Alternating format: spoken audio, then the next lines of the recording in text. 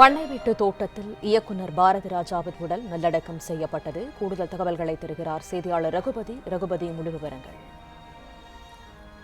வணக்கம். இயக்குநர் பாரதிராஜா தனது 84 வயதில் உடல்நலக்குறைவு காரணமாக நேற்று அதிகாலை சென்னை நீலாங்கரையில் உள்ள அவரது இல்லத்தில் காலமானார்.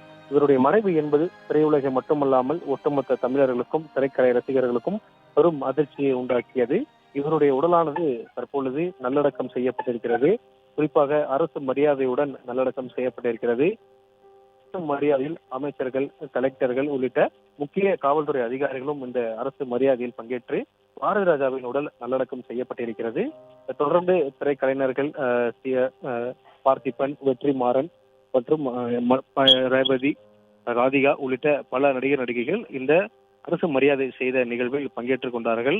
அவருடைய தயாரிப்பில், அவருடைய இயக்கத்தில் நடித்த அனைத்து நடிகர் நடிகைகள், திரைக்கலைஞர்கள் உள்ளிட்டோர்கள் இந்த அஞ்சலியை செலுத்திவிட்டு சென்று இருக்கிறார்கள். அதே போல் அரசியல் கட்சியை சார்ந்த முக்கிய நிர்வாகிகளுமே இந்த அஞ்சலியில் கலந்து கொண்டார்கள். குறிப்பாக நாம் தமிழர் கட்சியின் தலைமை ஒருங்கிணைப்பாளர் சீமான், அவர் இறந்த செய்தி கேட்டதிலிருந்து அவருடைய வீட்டில், நீலாங்கரை வீட்டிலிருந்து தற்பொழுது தேனி மாவட்டத்தில் இருக்கக்கூடிய இவருடைய பண்ணை வீட்டில் வரைக்கும் அவருடைய அருகில் இருந்து அவருடைய ஆசானை தற்பொழுது நல்லடக்கம் செய்துவிட்டு சென்றிருக்கிறார்.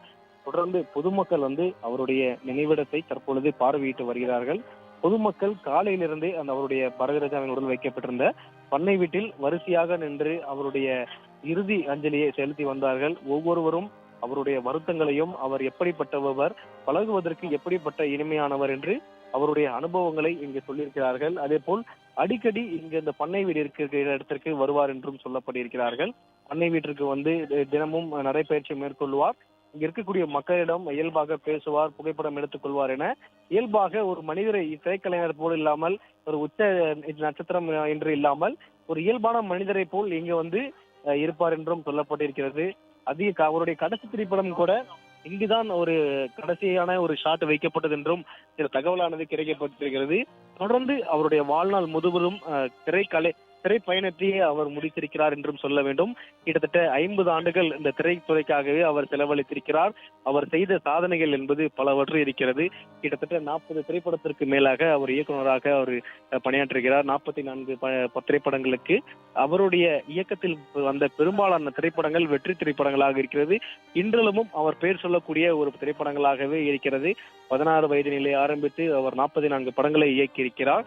பாரதிராஜா அவர்கள், என் இனிய தமிழ் மக்களே, உங்கள் பாசத்துக்குரிய பாரதிராஜா பேசுகிறேன் என்று அவர் ஆரம்பிக்கும் பொழுதே, அந்த கனத்த குரலில் ஆரம்பிக்கும் பொழுது அதை கேட்பதற்கென்று தனி ரசிகர்கள் இருக்கிறார்கள். ஏனென்றால் இயக்குநருக்கென்று தனி ரசிகர்களை அவர் வைத்திருந்தார்.